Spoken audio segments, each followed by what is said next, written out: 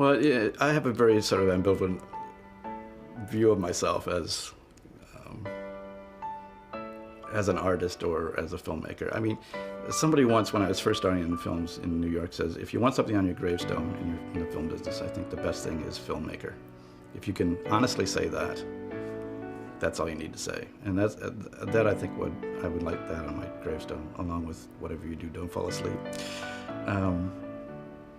Beyond that, I don't think it's possible to, or advisable, or even smart to call yourself an artist or talk about yourself as an artist. I mean, first of all, it's a business, and to forget that or ignore it or act like it's not there is just idiotic.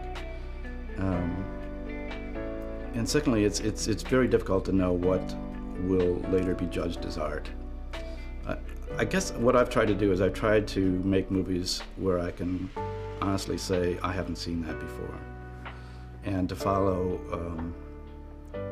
my deepest intuitions and in some cases literally my dreams, so that I don't feel like I'm copying something that's come before me.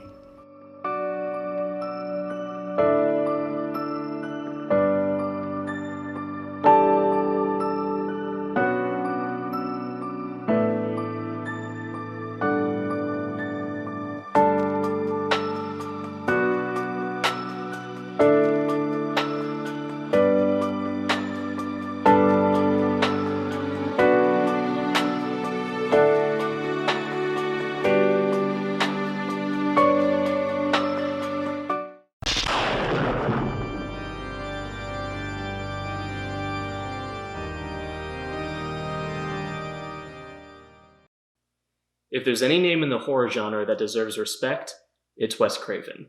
Not only was the man a natural-born filmmaker, he was responsible for delivering some of the most iconic horror movies of all time. Horror movies that honestly shaped our imaginations and just were amazing to watch. Titles such as A Nightmare on Elm Street, the Scream series, The Serpent and the Rainbow. These were films that made a huge impact on the horror genre. And today, we're going to be talking about a film that I believe to be Wes Craven's most underrated movie of all time, 2005's Red Eye. I'd like to welcome back Thor, the mighty Thor. Hi. She's here to talk about Red Eye with me. Now, this is a movie that you hadn't seen in a while, is that correct? Yeah, I hadn't seen it since I think when it came out, so it would be 15 years? About 15 years, yeah. And to be honest, I think I watched it when it came out on video at that point in time. I watched it at home, and I have to say I fell asleep during it. But you guys know what that's like, It wasn't because of the movie's content. No. It was a long day. I was, just chilling and on the couch, and, I fell asleep. You had other things on your mind. It was 2005, so Yes. It was the same year that movies like Harry Potter and the Goblet of Fire came out. Yeah. So you're probably thinking about those instead. I completely understand. I myself was thinking about films like Batman Begins and Wallace and Gromit, The Curse of the Were-Rabbit. Oh, that was a good movie. So what did you think upon revisiting this movie? Well, first of all, I have to say that there was a lot of little subtle things that I did not realize or didn't think about back then that were like in your face now, like the huge amount of misogyny coming from our villain. I don't know if it's just that in this day and age it did not age well, or if it was always that way and I just was not woke enough back then. Oh, I think it was. But it was terrible. I think it was always like that. They really make you despise Cillian Murphy's character. And real quick, so sad because you want the character he first put out there to be the real one. Red Eye is a movie that was marketed as a romantic comedy, from what I understand. When they released the trailers to this movie, they really built up the budding relationship between Cillian Murphy and Rachel McAdams. And honestly, you do root for them at first, like when they meet each other in the airport. Because he is a very charming guy, and I'm just going to say it, he is handsome as hell. Yes, I would definitely fall for him. Those stunning blue eyes. And, Oh, God, stop. real quick, just a little bit of backstory. So, I first discovered Red Eye when I was about 12 years old, and My biggest reason for watching it at the time was Rachel McAdams. I had the biggest crush on Rachel McAdams. Notebook. Mostly from seeing The Notebook, yes. I'm not going to hide the fact that Rachel McAdams was kind of my fanboy obsession back in the day. Okay. And she's a very talented actress, don't get me Yes. wrong, but she was the primary reason for me wanting to see this movie. And I mean, I was 12 years old. I didn't know anything about it. I didn't know who the director was, obviously. I'd seen Cillian Murphy in Batman Begins already, I believe. I believe that film came out first. I don't know. So I already knew him as Jonathan Crane, aka the Scarecrow from Batman Begins. And he creeped me out in this movie, and he creeped me out again in Red Eye. And I just remember being so disturbed by the concept of this movie. The idea that someone who initially comes across as so charming and so likable can suddenly switch on a dime. Yeah, it disturbed me when I was younger. That was, in keeping with like so many serial killers. What is it? Charles Manson, very, very much. Ted Bundy, Jeffrey Dahmer. All of them, when somebody described them at first, it was charming. How do you think people, how do you think they got their victims? It wasn't because they were a creeper. So you have Cillian Murphy's character hitting on Rachel McAdams' character, who's coming home from a funeral. She is the manager of a large hotel that is about to get a Homeland Security expert or leader staying there, and people want to kill him. So his job is to go ahead and get her to switch him into a room that it would be much easier for them to kill him and his family in. So he tells her he's going to kill her father. He basically psychologically tortures her. She keeps trying to get the one up on him by trying to get messages out. He keeps blocking her. And then it becomes a race against time for her to try and save this Homeland Security leader, who she actually likes, thinks he's a decent guy, and his family, complete with the Stepford blonde wife and the Stepford blonde son and daughter. So this picture perfect this picture perfect family, which, by the way, there's that scene where they cut away to the politician in his private jet. Oh yeah. And we see like him and his family, and they're just so picture perfect, and you definitely don't want to see them get hurt or killed. And at the time when I first watched this movie, I was already heavily interested in Alfred Hitchcock. Okay. My father had actually shown me films like North by Northwest, Vertigo, Strangers on a Train. I did watch those kind of films at a very young age. So rewatching this movie, I can see that Wes Craven went in a little bit of an Alfred Hitchcock direction, and I'll give you a good example of that. There's a very famous quote by Alfred Hitchcock. He once described his formula, his way of constructing a scene. There are two men sitting at a table. There's a bomb under the table. What's more suspenseful is when we know the bomb is under the table, but the characters don't. Yeah. And in this opening scene, when we're introduced to Rachel McAdams' character, we already know that Cillian Murphy is going to be the antagonist, but she doesn't know that. And so as he's charming her, coming off as presumably a nice guy, we fear for her because we know that the fuse has been lit and it's set to explode, and it certainly does by the time they're on the airplane together. And the whole movie has a very Hitchcock feel like that, very intense. I would have to say in some areas, yes, I can see that. But at the same time, there were a lot of times I was just laughing. As much as I love Wes Craven, as much as I like, I love the last, 15 minutes of it. I thought that was pretty good. He did not, for me, have a lot of suspense, and because the movie didn't age as well, you're more laughing at the misogyny and some of the other things than truly feeling that tension being ratcheted up. I can see where you're coming from. I would have to wholeheartedly disagree, and I'll tell you why. The idea that you are stuck on this airplane with this man who is threatening your loved one's life. Cillian Murphy is threatening her dad's life. Right. There is no way out of it. She is stuck in this environment with this person. She can barely do anything. There is no way out.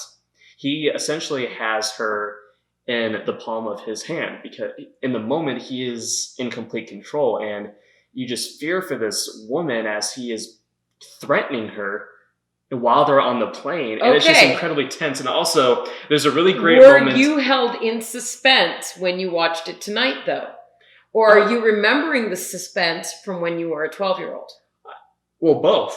I was Okay. remembering the suspense from when I was a 12-year-old, and even rewatching it. Like, there's a really great moment where, because essentially what Cillian Murphy wants her to do, he wants her to make the call to her hotel because she's Right. the manager, and he wants her to move the politician to a different suite so they can more easily assassinate him. Right. There's a really great moment where the airplane is experiencing some turbulence, and she's trying to make the phone call for the first time, I believe, to move the politician. And, it's a really effective scene. The turbulence, the stress of, putting a man's life in danger. It's an incredibly suspenseful scene. I was on the edge of my seat, even rewatching it. I don't know. Maybe it's, hey, different strokes for different folks. Different things make people tense and suspenseful and things like that. Mm-hmm. In this case, you were very held in suspense, and that's great. In my case, I think he cut some of the things off too soon. So, for instance, when the phones, that exact scene, when the phones go down, right, and she keeps talking, immediately when the phone goes down, he's looking at this other guy that's like, my phone's not working. So he already knew there wasn't any tension. Is she going to get away with this? Because by the time she figured out, oh, I'm going to keep talking, he already knew that the phones were down. I saw more as like a cat and mouse game kind of, though, because even though he found out almost immediately like what she was doing, I mean, that's what the whole movie is. It's a battle of wits. They're constantly one-upping each other. It's very back and forth. So, well, she attempted to get the back and forth. I agree with you. Right. But in that case, if you're wanting the back and forth to have a little bit more play, mm-hmm. I would say extend it a little bit more before he finds out and turns the tables, and then she turns the tables again. Having it, okay, I'm going to turn the tables, and not even a beat later, he already knows. Mm-hmm. That's not a whole lot of suspense. There's not a whole lot of, oh, is she going to get away with it? Is she going to get away with it? It's, you know he what? already knows. I'll tell you what it is. I think time kind of slowed down for me because I was constantly looking into Cillian Murphy's eyes, and that you man, and your man crushes. That man just entranced me.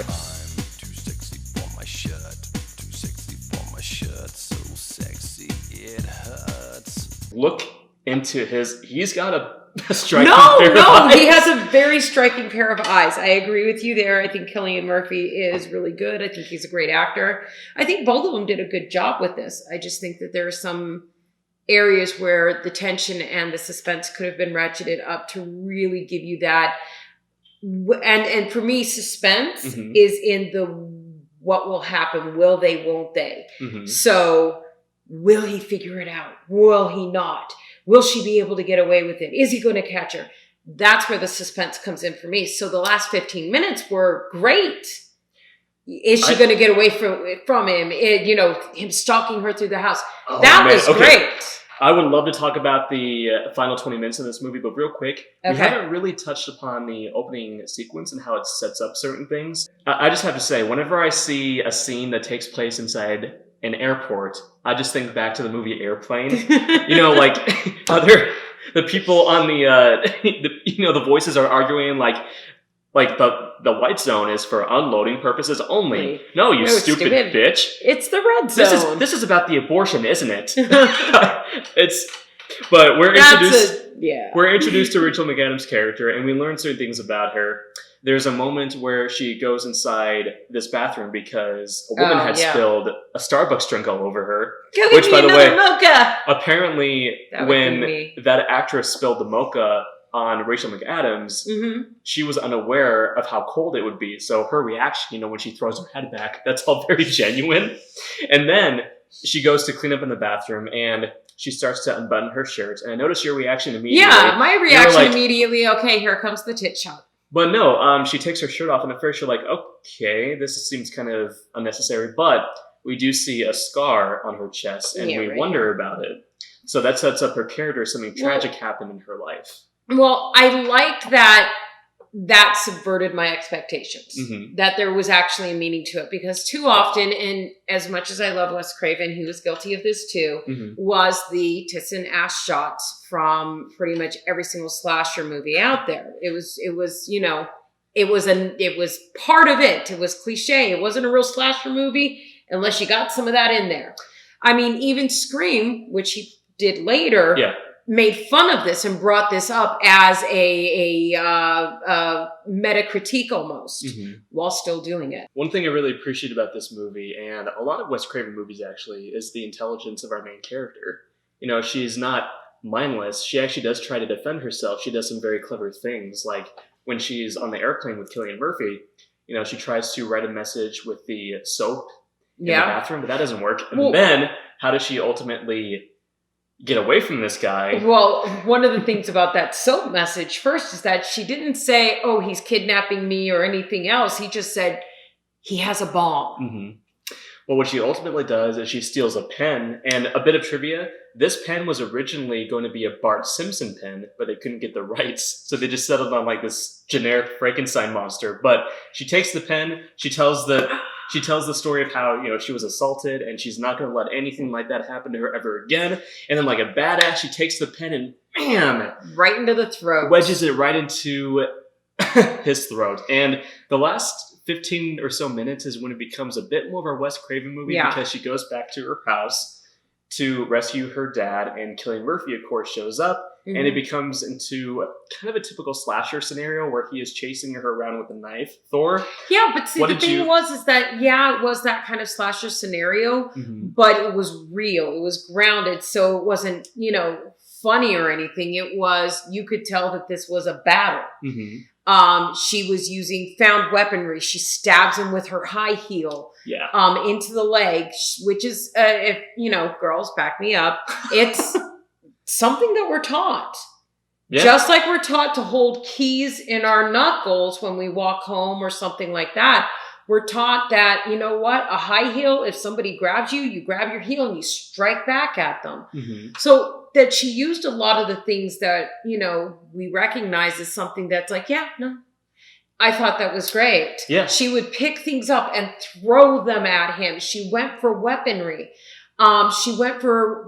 She used to play field hockey, so she had like this shillelagh in the closet. She went for that because that was something she knew, something that she felt comfortable using, something that she could be accurate with. She has the home field advantage, and I just love how she kicks the crap out of him. And she continues to do very clever things. And I love the moment at the end where, you know, he throws her, you know, down the staircase. She crawls towards a pistol. You know, he proceeds to, you know, chase after her with a knife, but bam, she's got the drop on him, and he thinks he's going to get away because he's like, we'll talk about this later. He's too cocky, but she shoots him, thank God. He isn't quite out for the count though, because he grabs her by the hair, and then the dad jumps in, shoots him one more time. The movie does leave his fate kind of up in the air. It doesn't show whether he dies or not, but like you said, it's not really important. Either way, he's going to die, because if you look at it from him dying from his wounds, if you look at him, they've got not an assassin. He's not an assassin. He's a manager, as he puts it. Basically, he's the person that manages the manipulation of whatever mark they need. So in this case, they need her. Those people, while they can make a lot of money and stuff like that, they better not get caught, because somebody's going to come by and, you know, make sure that they can't rat out on anybody else. They get retired. Sometimes bad things happen to good people.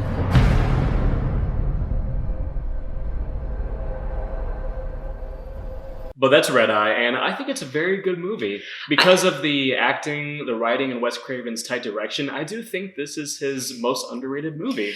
I really do. I would have to say it is a very enjoyable movie. It's a great movie to watch. It's very fun. You definitely get the Wes Craven heroine in that this is somebody that has a very deep level of strength.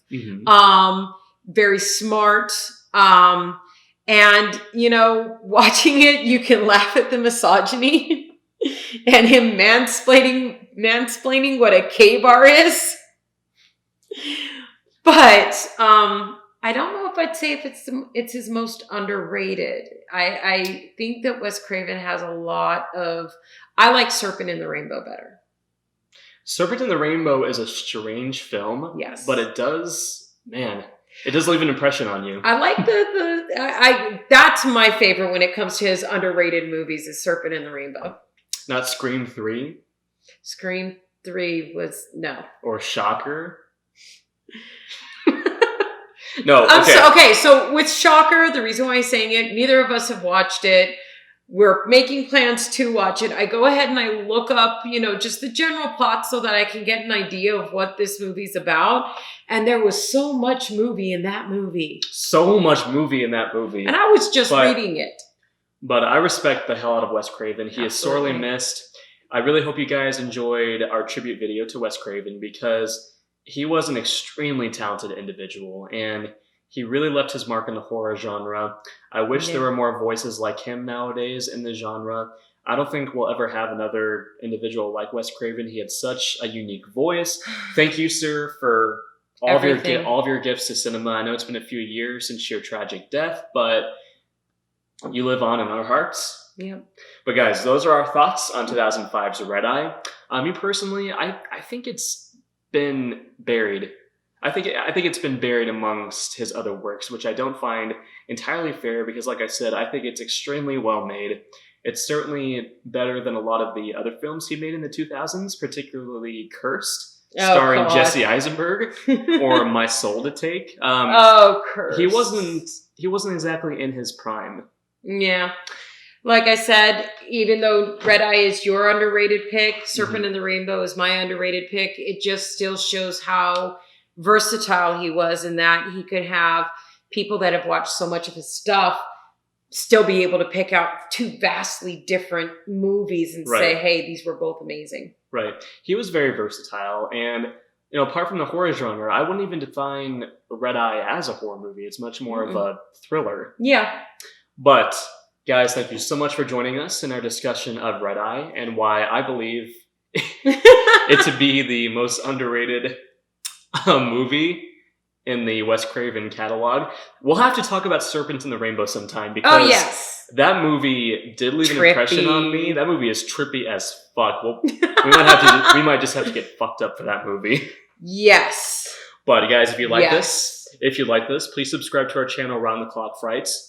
One more thing to mention. Unfortunately, our friend Kim couldn't be here with us tonight because of the situation in the world right now, but we're quarantining. Yes. I am going to show you her thoughts once we wrap up here. She did record a video, so I'm going to show you guys that.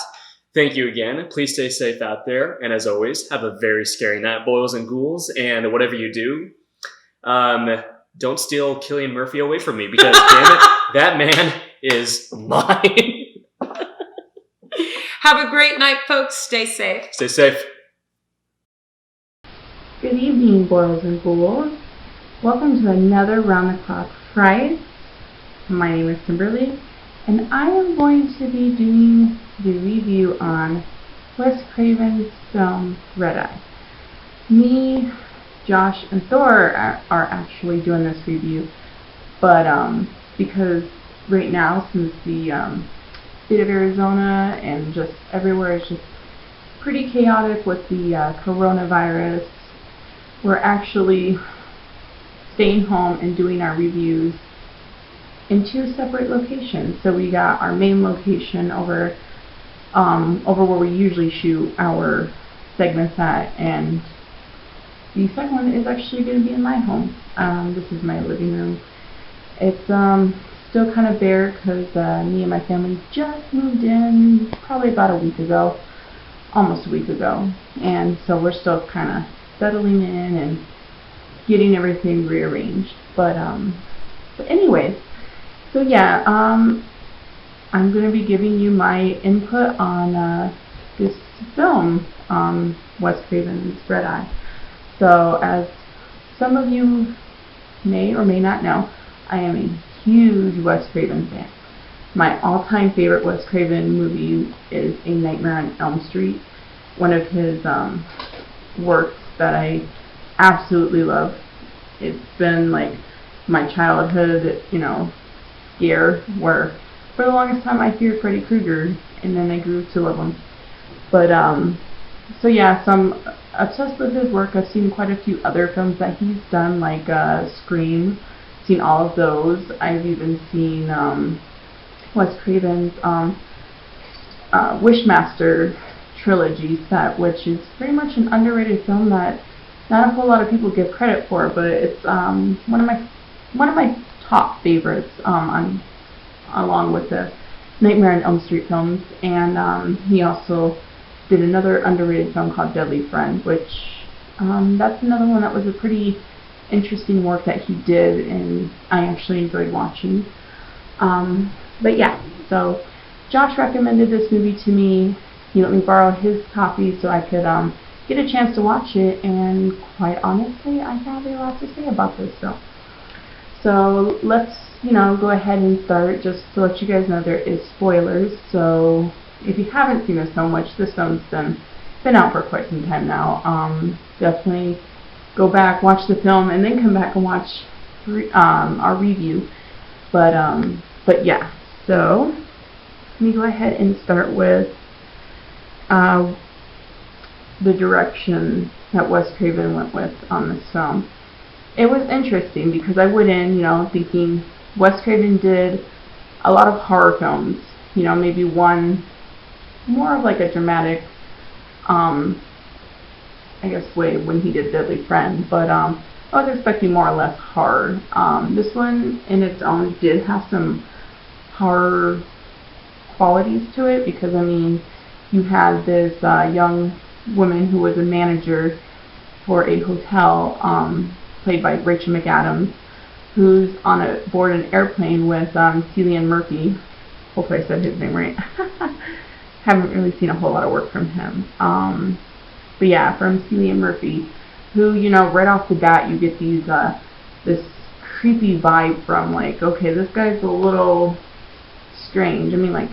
At first it starts off at, he might be just this friendly guy that she runs into in the airport, and then, happen to be lucky enough to sit next to him, but my mind, nothing's lucky when it comes to these films. So when you happen to be just randomly sitting next to this guy, it's like, okay, so what's going on here? But yeah, so to me, I felt like it had more of a suspense thriller going with it, and I really actually enjoyed this film in its own entirety. It was really, really good. I definitely enjoyed the suspense that it had me on. It had me sitting on my seat like, oh my gosh, what's going to happen next?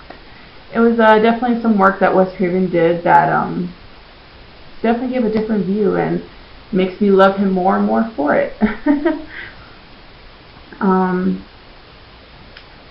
What did I like particularly with the acting? Well, I've seen a lot of films with Rachel McAdams, and to me, in my opinion, she is an amazing actress. Maybe one or two films that could have been better, but this one is definitely one of her really good works. She had to sit there, on a plane, with this man, and her acting. It was like she was, I don't know, it really brought you with her character, the sense of fear that she brings, because you have this man who is I don't know how he explained it, but he was like undercover. I guess I don't know how to explain it, but he goes and he's wanting to murder this guy and his family, and pretty much he tracks her down because, like I said, she was a manager of a hotel, and she can pull strings. She's a really friendly, oriented girl that knows her way. Sorry, I'm gonna restart that over because I totally messed. But yeah, I'm gonna start. Okay. All right. So what did I particularly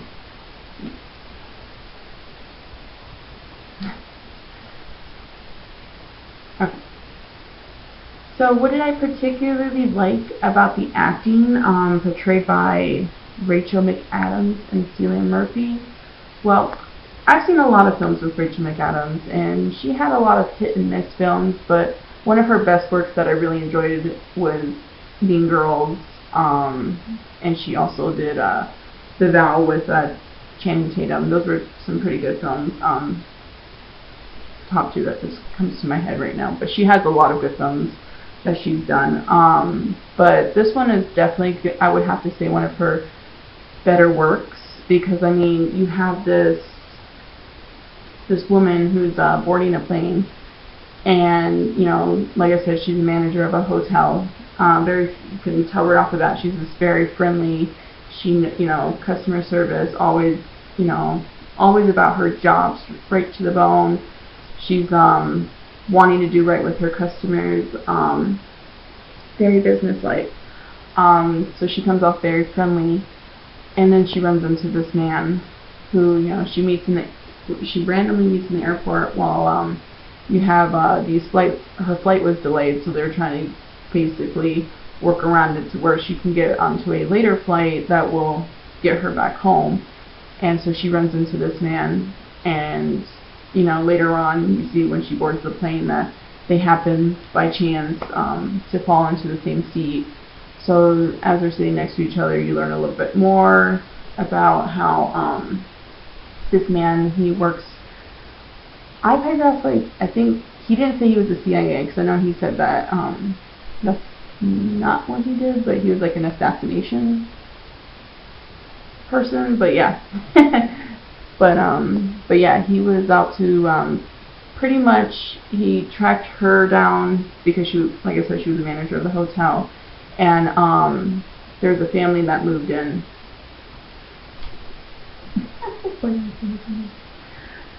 Sorry, let's redo that again.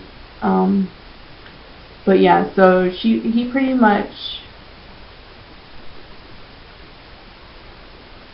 So yeah, he pretty much you know, tracks her down, learns a little bit more about her for several weeks, about her and her father, who you can tell wasn't, like, I guess, you know, wasn't very close.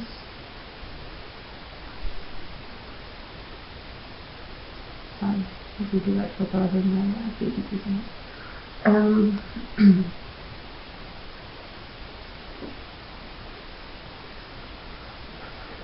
So what did I particularly think of Rachel McAdams and Cillian Murphy's performance in this film? Well, I've seen a lot of films with Rachel McAdams, and she had a lot of like hit and miss movies. Some of her work that I really enjoyed was Mean Girls, definitely.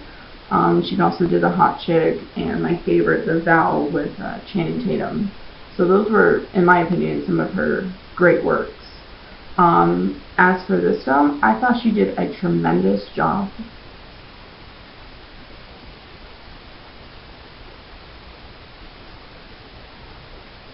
In the performance that she was given. I mean, you had this woman right from the start. You can just tell, you know, she was all about business, all about work. As a manager for a hotel, you know, she just had this very business-like persona. You learn a little bit about, you know, she kind of is a little bit more distant with her family, in particular her father. So you have this woman who went out of town because her mother's mother had passed. So she went out of town, and she was actually just getting ready to fly back home.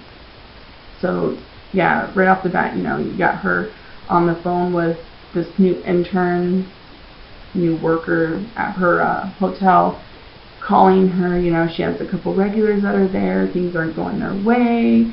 You know, some things got messed up. Their hotel room wasn't booked correctly, and she's just right off the bat, right to the bone.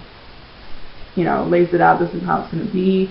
Gets them squared away. So you learn she's very business, very friendly. Later on, she gets on when she meets Cillian Murphy's character, which was later on when she's standing in line because her flight got delayed. So they were trying to reroute her in another direction to get her back home. he's in line, they meet, you learn a little bit more of her story. But what really like stuck out with her character giving off a really tremendous performance was later on, while they're on the plane and they happen to have the same seat next to each other, you learn that he was like an assassination, I believe.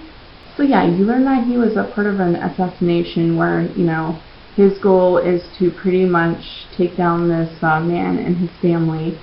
I might have missed why he was doing that, but pretty much he's, you know, wanting to take them down, and he tries to pull strings by, you know, pretty much tracking down this manager of the hotel, learning a little bit more about her pretty much her schedule, her routine, and that's pretty much how it all fell with him landing on the same plane, same seat.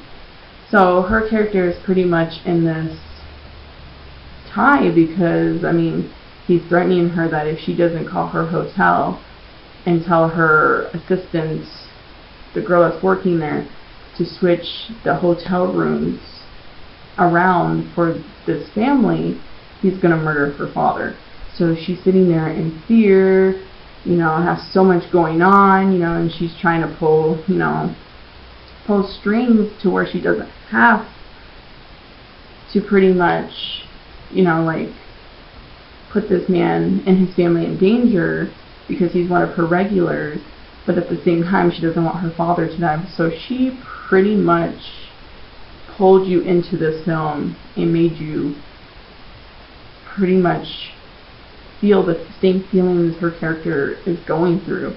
And to me that is amazing. When actors can sit there and pull you in and have you feeling the same emotions that they're going through, it is amazing. As for Cillian Murphy's character, right off the bat, when you first meet him in the airport, he definitely gave me some creepy vibes.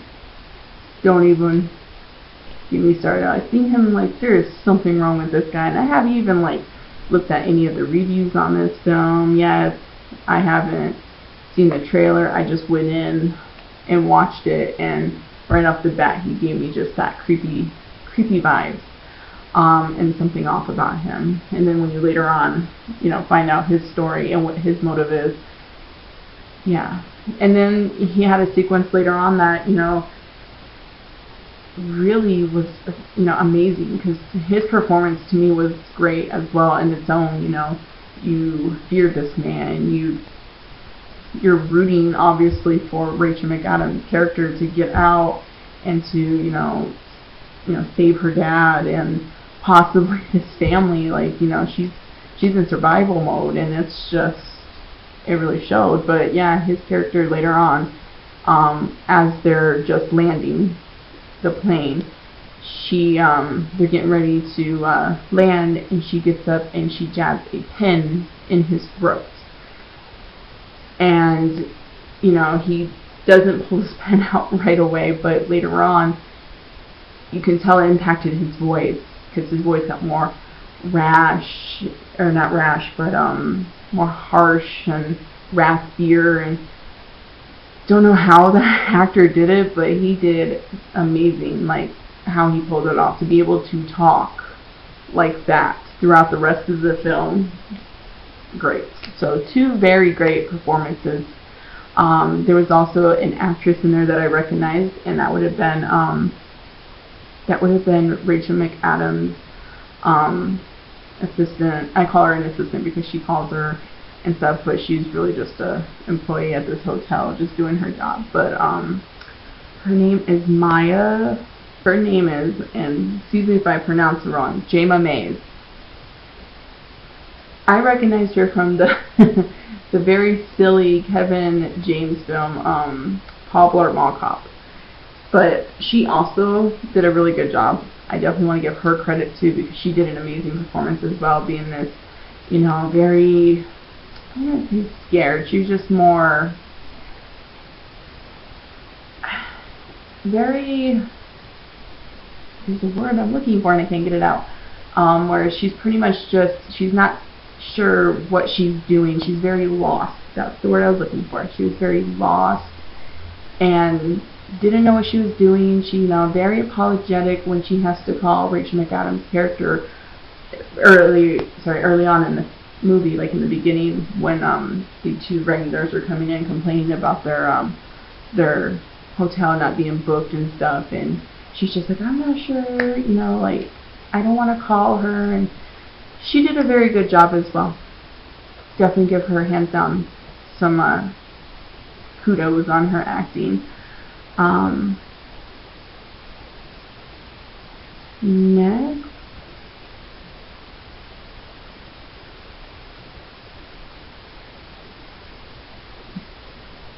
do I think this is one of Wes Craven's most underrated films? Most definitely.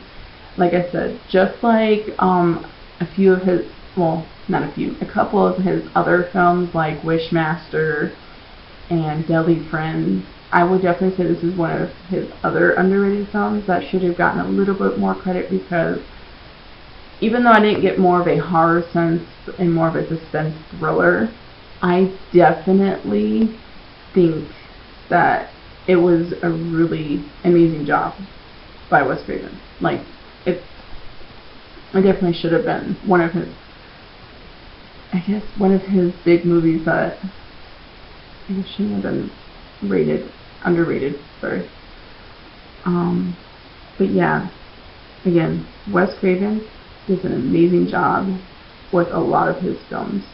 And I'm going to keep saying that, and I will keep saying that until till the end of him, because Wes Craven is one of my favorite directors, and I definitely wish I could have had a chance to meet this guy, because I would have had so many questions for him. But rest in peace, Wes Craven. But how was the story? To me, the story was put together very well.